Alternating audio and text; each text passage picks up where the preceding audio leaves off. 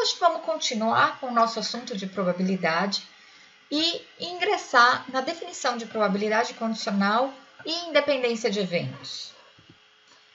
Então, começando com a definição de probabilidade condicional, se eu tenho dois eventos A e B, que estão contidos dentro de um espaço amostral, eu digo que a probabilidade condicional de A, dado que B ocorreu, é denotada por probabilidade de A dado B e calculada como probabilidade da intersecção dos dois eventos, A intersecção com B, dividido pela probabilidade de B.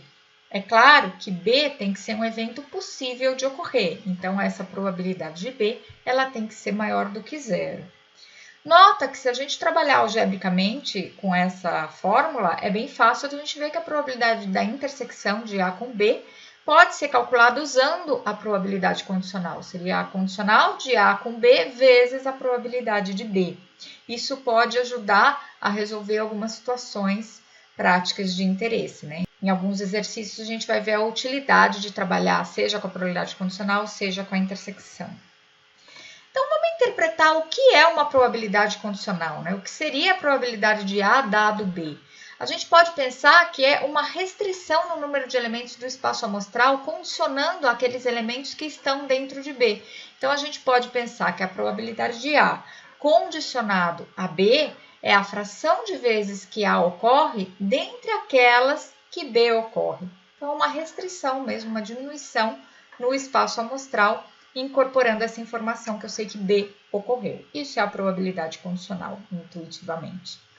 Bom, a probabilidade condicional, ela é uma probabilidade, então ela também satisfaz os axiomas da probabilidade. Então, os axiomas que a gente viu na aula passada, que eram 3, eles também se encaixam aqui.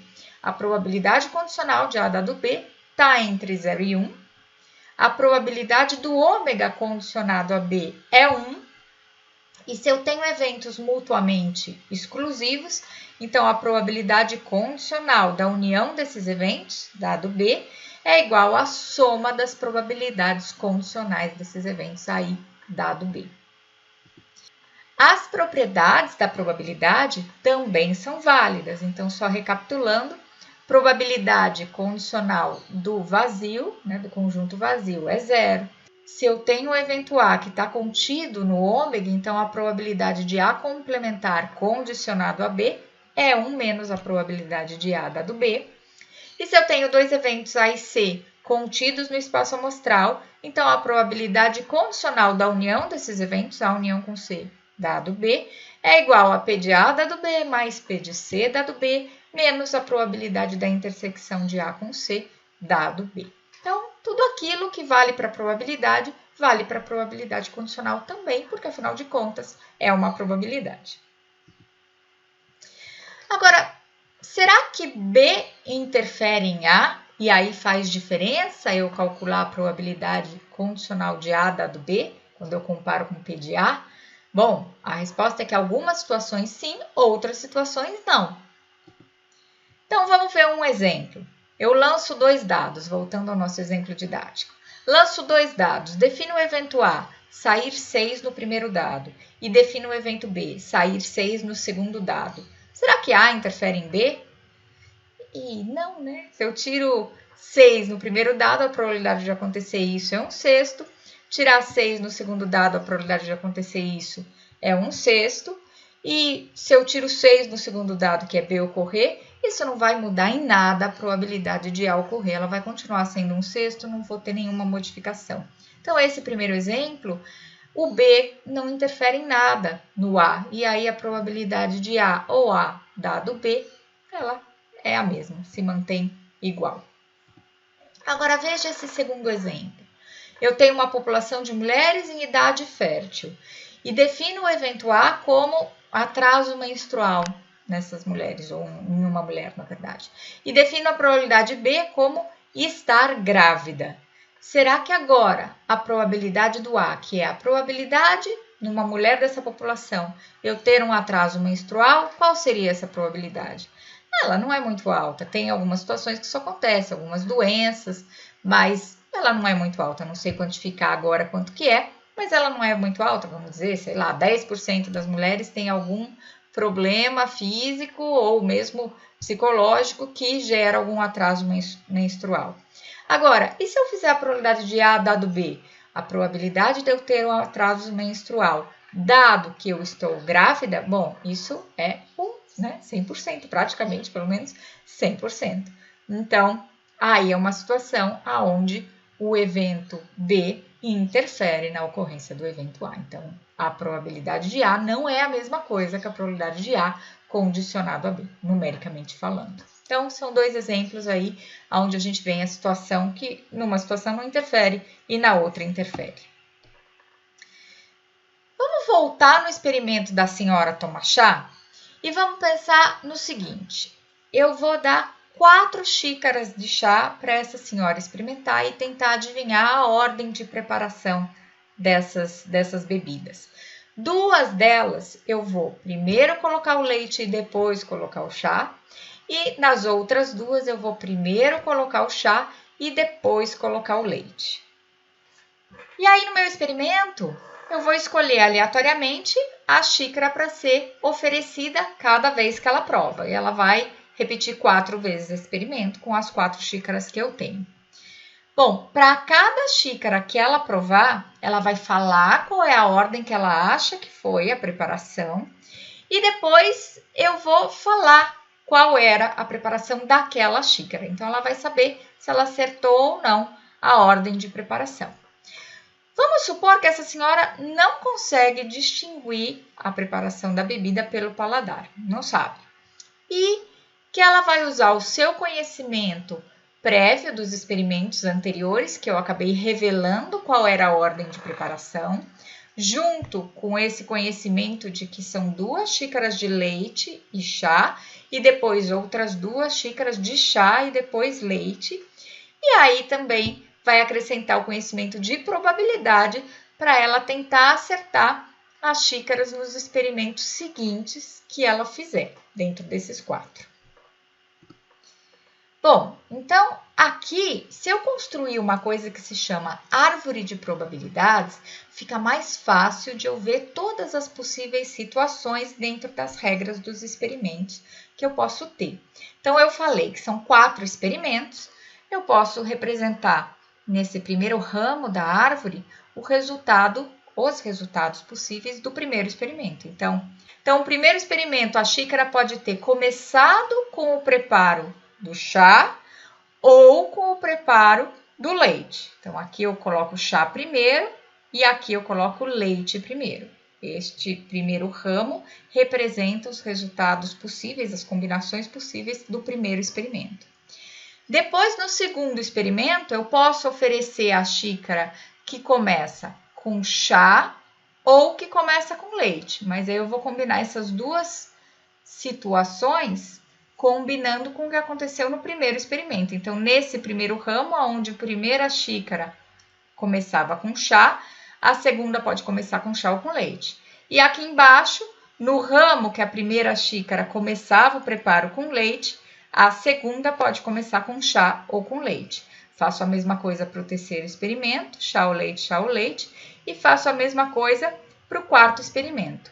Mas repara que aqui no quarto experimento, eu não coloquei todas as possibilidades, porque veja, este ramo, chá, chá e chá, não é possível, porque eu não tenho 3 xícaras que começam com o preparo de chá. Então, essa aqui não é possível, eu até poderia ter tirado daqui, mas por questões didáticas, para eu ilustrar e exemplificar exatamente por que ela não é possível, eu quis deixar. Aqui, basta eu parar no leite, eu não preciso colocar outra opção de chá no quarto experimento, porque eu tenho aqui 2 com chá, aí me acabaram as de chá, eu tenho só as outras 2 que começam o preparo com leite. Aqui também, não preciso colocar o chá, porque eu tenho uma com chá, outra com leite, uma com chá, outra com leite. Já acabaram as minhas 4, 2 começando por cada um dos líquidos. E assim por diante, por isso que eu não tenho todas as combinações aqui. Repara que essa combinação última aqui nesse último ramo, 3 xícaras de leite, ela também não é possível, porque eu não tenho 3 xícaras que começam com o preparo de leite. Então, este último ramo, este aqui em particular, eu poderia excluir, porque eles não são possíveis, mas essa seria a árvore de probabilidades falta eu colocar as probabilidades aqui, vamos colocar daqui a pouquinho, representando todas as possíveis situações de oferecimento da xícara para ela, seguindo as regras que eu estabeleci, né? 4 xícaras com 2 começadas por chá e 2 por leite. Bom, vamos colocar as probabilidades aqui. Na primeira xícara, eu vou ter metade de probabilidade de começar com chá e a outra metade de começar com leite, porque é uma cada uma. Agora, dado que a primeira foi com chá, quantas xícaras começam com o líquido chá no meu experimento? Uma.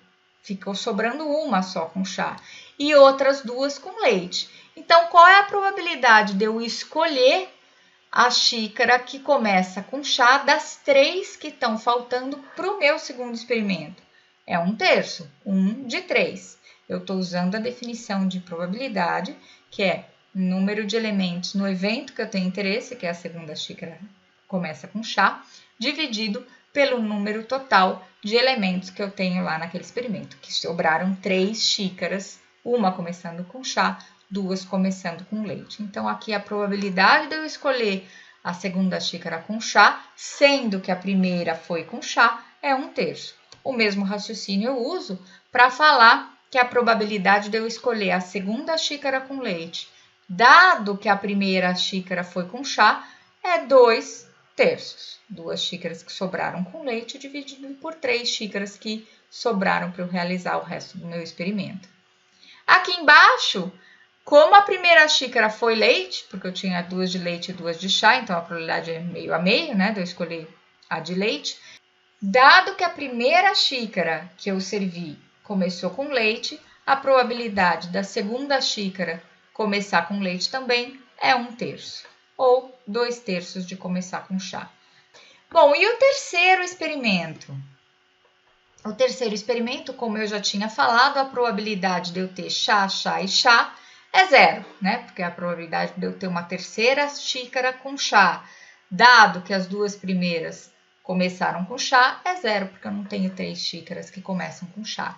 Com certeza, a terceira xícara, uma vez que as 2 primeiras foram com chá, ela vai começar com leite, portanto, a probabilidade desse ramo, condicionado ao que aconteceu nos 2 primeiros experimentos, é 1. Nessa segunda opção aqui, onde eu tenho chá na primeira, leite na segunda, eu tenho uma de cada. Aí eu tenho meio de probabilidade de oferecer uma xícara com chá e meio de probabilidade de oferecer uma xícara com leite. Aqui também, eu ofereci primeiro leite, depois chá, então eu tenho probabilidade meio de oferecer chá e meio de oferecer leite, porque sobraram uma de cada. Aqui, se a primeira foi leite e a segunda foi leite, com certeza a terceira vai ser chá, então vai me sobrar a probabilidade 1 para o ramo chá, condicionado aos 2 primeiros serem leite, e 0 para ter um terceiro leite aqui que não tem. E o quarto experimento, ele é definido. Nessa situação, ele é definido porque se os 3 primeiros já foram definidos, a única xícara que está sobrando é a que eu vou oferecer. Então, com probabilidade 1, eu vou oferecer leite aqui, para eu ter 2 chás, 2 leites, uma leite aqui, uma chá e assim por diante. Com isso, eu preenchi a minha árvore de probabilidade com todas as probabilidades original aqui inicial e depois as probabilidades condicionais. E aí, eu tenho condições de calcular a probabilidade do meu oferecimento ser a primeira chá, a segunda chá, a terceira leite e a quarta leite, só seguindo esse ramo aqui, chá, chá, na primeira e na segunda, a terceira leite e a quarta leite, e multiplicando as probabilidades, uma vez que elas são probabilidades condicionais, eu estou usando a fórmula da probabilidade condicional para todos esses 4 eventos que eu defini, C1, C2, L3 e L4. Então, isso vai ser o quê? A probabilidade de C1 vezes a probabilidade condicional de C2 dado C1. Lembrando que isso aqui, usando a fórmula da probabilidade condicional, é a probabilidade de intersecção de C1 com C2. Se eu ainda multiplico pela probabilidade de L3 condicionado a C1 intersecção C2, então todos esses 3 primeiros aqui, fatores de multiplicação, vão me gerar a probabilidade de C1 intersecção com C2 intersecção com L3. E aí, usando de novo a fórmula da probabilidade condicional e multiplicando pela probabilidade do L4, condicionado a C1 intersecção com C2 intersecção com C3, todo esse produto vai me dar a probabilidade de C1 intersecção com C2, intersecção com L3, intersecção com L4. E isso, numericamente, é exatamente isso aqui, né? Essa aqui é a probabilidade da primeira fechar, que é meio. A probabilidade da segunda fechar, que seria o C2, condicionado à primeira fechar, que é 1/3. Então, este valor aqui é 1/3. Este primeiro é meio. A probabilidade da terceira leite condicionado à primeira fechar e segunda fechar é 1. Então, isso aqui, probabilidade da terceira leite condicionado às duas primeiras fechar, é 1. E isso aqui também é 1. Então, seria meio vezes 1/3, que dá 0,167. Bom, da mesma maneira, eu posso calcular a probabilidade dos outros ramos. A probabilidade da primeira fechar, a segunda leite, a terceira fechar e a quarta leite, que é essa aqui. Então, eu vou calculando as probabilidades que estão aqui. Meio vezes 2/3 vezes meio vezes 1. Isso dá 167 também, 0,167. E assim eu vou seguindo todos os ramos e calculando todas as probabilidades possíveis. Repara que esses eventos, primeira chá, segunda chá, terceira leite, quarta leite, um evento. Primeira chá, segunda leite, terceira chá, quarta leite, outro evento. Terceiro evento, quarto evento, quinto evento e sexto evento, eles são eventos mutuamente exclusivos. E, portanto, a soma das probabilidades desses 6 eventos tem que dar 1, tem que formar o espaço amostral, porque eles são mutuamente exclusivos e são todas as possibilidades. Então, eles são uma partição. Então, a gente traz aí a definição de mutuamente exclusivos e de partição que vimos na aula passada. Então, aqui denotando geometricamente, representando geometricamente essa partição, representei 6 quadradinhos aí dentro do espaço amostral, porque são 6 possíveis eventos, 6 possíveis caminhos, vamos dizer assim, na nossa árvore de probabilidade. Vamos dizer que eu quero calcular a probabilidade de um evento que ela acerta as 4 xícaras. Então, dentro de uma dessas opções de ordem de xícaras que estão sendo servidas para essa senhora, qual é a probabilidade dela acertar o líquido, a preparação, das 4 xícaras que ela provar? Então, esse evento A, eu coloquei aqui em azul, pegando todos os eventos que estão nessa minha partição, porque esse evento A pode ocorrer em qualquer uma das ordenações de xícara que eventualmente for apresentada para essa senhora provar. Então, eu coloquei o A pegando todos os 4 eventos que definem essa minha partição em ômega.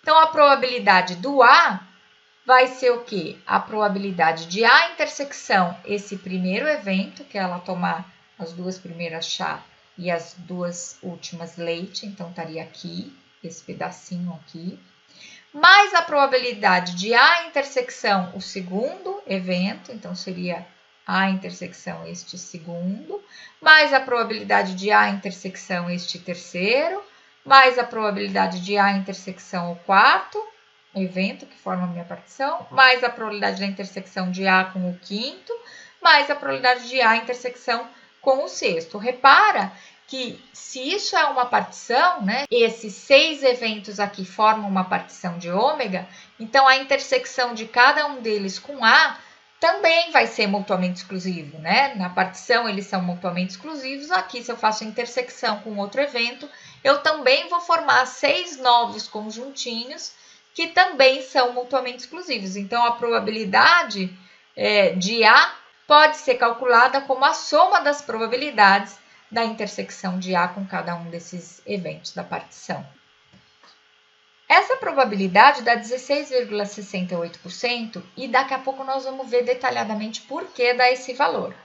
Mas antes da gente entrar nesse detalhe da conta, então vamos aproveitar essa definição de partição e o que a gente acabou de fazer com o evento A para trazer a definição da fórmula da probabilidade total. O que ela diz? Ela diz que se eu tenho uma partição de ômega, aqui eu estou representando essa partição pelos eventos B1, B2, B3 até BK, esse K pode ser qualquer número, e eu tenho um outro evento A também dentro de ômega, e eu quero calcular essa probabilidade de A. Como a gente acabou de fazer, a gente pode calcular essa probabilidade de A somando a probabilidade de A em intersecção com cada um desses eventos que formam a minha partição.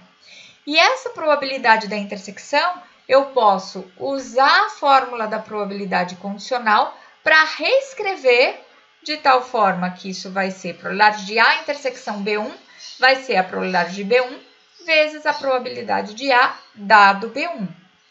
Mais a probabilidade de A intersecção B2 vai ser a probabilidade de B2 vezes a probabilidade de A dado B2. Aqui eu só estou usando a fórmula da probabilidade condicional e trabalhando algebricamente e substituindo a probabilidade da intersecção pela probabilidade condicional vezes a probabilidade que eu sei que ocorreu. E fazendo isso para todas as parcelas dessa soma. Então, essa fórmula da probabilidade total é uma alternativa que facilita o cálculo de probabilidades de eventos de interesse, quando a gente só sabe uma probabilidade parcial condicionada a alguns outros eventos ou algum outro evento, né? Também usando fórmula da probabilidade condicional e a fórmula da probabilidade total, a gente pode apresentar agora a fórmula de Bayes. Bayes, do teorema de Bayes mesmo, da inferência bayesiana. Aqui nasce o núcleo da inferência bayesiana. Essa fórmula super importante que nós estamos apresentando agora nessa aula para vocês. De novo, no contexto de B1 até BK sendo uma partição de ômega e A também sendo um outro evento definido em ômega, a probabilidade de BI dado A é igual à probabilidade de A dado BI vezes P de BI. Esse numerador é a probabilidade da intersecção, que é o que tem que vir aqui, usando a fórmula da probabilidade condicional, dividido seria pela probabilidade de A, usando a fórmula da probabilidade condicional. Mas eu vou substituir esse probabilidade de A, que estaria aqui no denominador, pela fórmula da probabilidade total que eu apresentei no slide anterior, acabei de apresentar.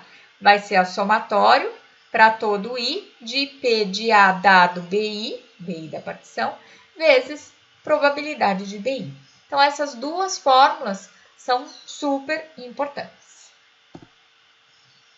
Agora sim, vamos voltar lá na árvore de probabilidades da senhora Talmachá e vamos acrescentar a essa ordem de preparação das bebidas e a ordem que eu vou servir as 4 xícaras para a senhora, vamos acrescentar a informação se ela acerta ou erra a bebida que tinha em cada prova dos 4 experimentos que ela faz. Então, na primeira vez que eu sirvo, né, a primeira xícara que eu sirvo para a senhora, pode ser o chá ou leite, com probabilidade meio, e ela pode acertar ou errar. Se for chá e ela fala chá, ela acerta. Se for chá e ela fala leite, ela erra. Por outro lado, se a primeira xícara que eu escolhi servir para ela foi sorteada aleatoriamente e deu leite, então a primeira xícara tinha leite, ela pode falar chá ou leite. Se foi leite e ela fala chá, ela erra. Se foi leite e ela fala leite, ela acerta. E vou fazer todas essas combinações do segundo experimento, do terceiro e do quarto. Lembrando aqui, o quarto com certeza ela vai acertar, porque ela tem o conhecimento de tudo que foi apresentado e que eram 2 de cada tipo. Então, ela vai acertar com certeza. E em rosa, eu mantive as probabilidades de eu servir as bebidas nessa ordem de cada um dos ramos da minha árvore. Bom, como ficaria, então, a inclusão da probabilidade de acerto ou de erro da senhora para todos esses experimentos? Vamos dizer que ela escolhe essa estratégia. Ela escolhe a preparação com maior probabilidade de ocorrer. Ou seja, ela não sabe nada, não consegue perceber pelo paladar qual é a primeira bebida que foi servida, e ela vai, pelo conhecimento das xícaras que foram servidas em experimentos anteriores e pela probabilidade da próxima xícara ser chá ou leite, é essa probabilidade maior, né? Que tiver probabilidade maior, que tiver mais xícaras sobrando, é que ela vai falar. Então, essa é a estratégia que ela usa. Supondo essas condições, como que nós vamos calcular a probabilidade de acerto para todas essas 4 repetições do experimento da senhora? Para o primeiro experimento que ela faz, como o número de xícaras que começam com o preparo de chá e que começam com o preparo de leite é o mesmo, ela vai jogar na moeda qual que ela vai falar. Ela pode falar ou chá ou leite com probabilidade meio. Para eu não colocar mais informação nesse slide, que vai ficar muito poluído, eu fiz um arquivo Excel. Então, aqui eu tenho o arquivo Excel com os 4 experimentos que ela realizou. Eu tenho em amarelo o primeiro, em laranja o segundo, em verde o terceiro. O quarto eu não coloquei aqui, porque na verdade o quarto experimento ela vai acertar com certeza, uma vez que ela sabe que são 4 xícaras, 2 de cada tipo. E a cada experimento vai sendo revelado para ela o que era a xícara, o preparo da xícara, depois que ela chuta e dá o palpite. Então, o quarto, com certeza, ela vai acertar, porque foi a xícara que sobrou, e usando os conhecimentos prévios, ela vai acertar com probabilidade 1, então esse eu não coloquei aqui. Em azul, estão só os resumos dos números de acerto para cada combinação possível aí dos 4 experimentos. Então, veja só, aqui nessa primeira coluna, a gente está falando do primeiro experimento, eu tenho o oferecimento ou de chá, que está aqui, ou de leite, da xícara, né? Que começa com o preparo de leite, aqui embaixo. Então, ou chá, com probabilidade meio, ou leite, que está aqui embaixo, a outra opção, com probabilidade meio também. Eu tenho várias linhas porque eu vou fazer as combinações com todas as outras situações do segundo experimento, do terceiro, e o que ela fala, que ela também pode acertar ou pode errar, então eu tenho várias linhas aí para representar todas essas combinações. Lembra que eu estou fazendo a árvore aqui, adaptando para o Excel. E aí a probabilidade de sair a xícara chá ou leite para ser oferecida no primeiro experimento para ela. Aí ela pode falar ou chá ou leite. Então, aqui estão as duas opções, ou chá ou leite. Se foi oferecido chá e ela fala chá, então ela acerta. E a probabilidade dela falar chá ou leite é meio, porque como tem 2 xícaras de cada tipo, ela não pode usar conhecimento anterior nenhum, então ela joga na moeda qual que ela vai falar. Então, meio para ela falar chá, meio para ela falar leite. Aqui, se ela fala leite e a xícara oferecida era chá, ela vai errar, por isso tem um ezinho aqui de errar antes do fala leite. Agora, se saiu leite, ela também pode falar ou chá ou leite com probabilidade meio. Se ela fala leite, ela acerta, por isso A. E se ela fala chá, ela erra. Ali embaixo tem o E, se ela falar chá, também com probabilidade meio. Bom, no segundo experimento, também pode ser oferecido para ela xícara ou chá ou leite. Então, aqui tem as duas opções, ou chá ou leite. Lembra que se a primeira foi chá, a segunda vai ser chá com probabilidade 1/3, ou leite com probabilidade 2/3. E aqui ela pode falar ou chá ou leite, da mesma maneira, né? Se ela fala chá e foi chá, ela acertou, por isso A. Se ela fala leite e foi chá, ela errou, por isso o E. Bom, como aqui nesse segundo experimento, se saiu chá, ela vai falar leite com certeza. Vamos voltar lá. Lembra que a estratégia dela era escolher a xícara com maior probabilidade de sair. Se saiu chá na primeira, a segunda tem maior probabilidade de sair leite. Então, ela com certeza vai falar leite nessa situação. Por outro lado, se saiu leite na primeira, a segunda, a maior probabilidade é que seja uma xícara de chá oferecida para ela. Então, ela vai falar chá nessa situação. Então, aqui no Excel, se a primeira foi chá, ela vai falar leite com probabilidade 1. E se a xícara segunda foi chá, ela vai errar, porque ela vai ter falado leite. Por outro lado, se a xícara foi leite, e ela vai falar leite com certeza, então ela vai acertar. E a probabilidade dela falar chá nessa situação é 0. Então, eu segui exatamente esse raciocínio para preencher todos esses acertos e erros no segundo experimento, aqui nessas colunas em laranja. E um raciocínio análogo para preencher o terceiro experimento. Oferecer chá ou leite e ela falar chá ou leite. Lembrando, vamos voltar lá, que no terceiro experimento, se sai chá e sai chá de novo no segundo, não existe esta possibilidade de sair chá no terceiro e ela vai falar leite com certeza.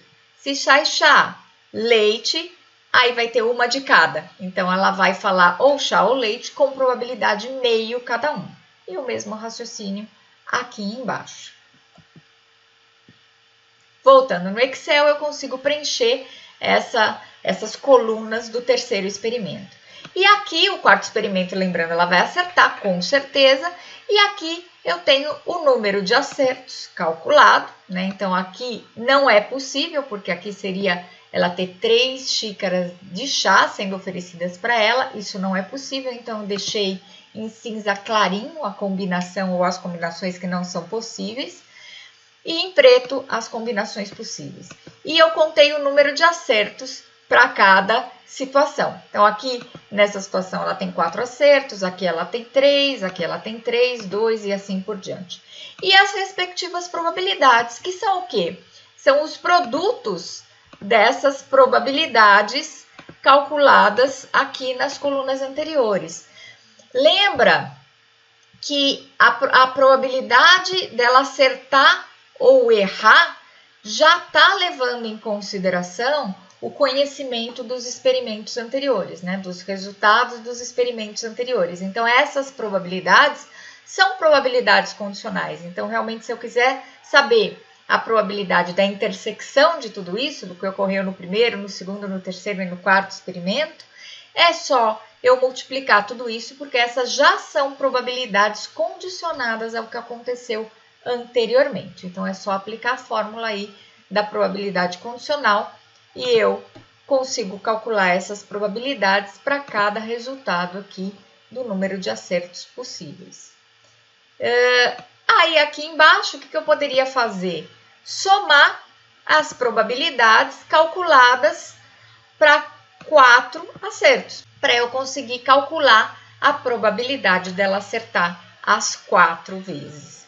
Então, aqui é 0, aqui eu tenho outra com probabilidade 4, 0,0417, aqui mais uma com probabilidade 4 e mais uma aqui e mais uma aqui. Acho que são só, né? Porque o resto já ou são probabilidades associadas a 1 acerto, 2 acertos, 3 acertos, e é isso. Então, voltando no meu slide, então eu consigo calcular a probabilidade dela acertar as 4 vezes, sendo 16,68. Vou dar um outro exemplo, que é o raciocínio simplificado de uma seguradora de automóvel, por exemplo, né? Então, essa seguradora, ela oferece apólices anuais a seus clientes, classificando-os em 2 grupos. Um grupo que é o propenso a acidente e o outro grupo que é o não propenso a acidente. Sendo que eu tenho 45% das pessoas da carteira dessa seguradora propensos a acidentes e o resto, os outros 55%, não propensos. Dentro do grupo propenso a acidente, a probabilidade de ocorrer um acidente dentro da vigência de 1 ano da apólice é 12%, enquanto que no grupo não propenso é 8%. A gente falando de acidente de carro aí, por exemplo, o grupo não propenso seria o grupo feminino. A gente sabe que se é mulher tem um certo desconto aí no seguro, justamente por causa disso, porque a probabilidade de sofrer um acidente é menor do que no grupo masculino. Então, é uma simplificação da situação real, mas é o raciocínio usado dentro dessas seguradoras.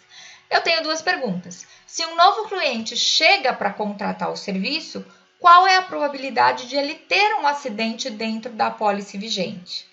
E, dado que houve um acidente, qual é a probabilidade de que tenha sido com um cliente do grupo não propenso a acidente. Então, vamos resolver esse exercício. As respostas para esse exercício estão aqui. Então, eu gostaria que vocês pausassem o vídeo agora, tentassem resolver e conferissem as respostas. E, na sequência, eu vou resolver para vocês, e vocês checam, e aí a gente entra na segunda parte dessa aula, que é a parte de independência.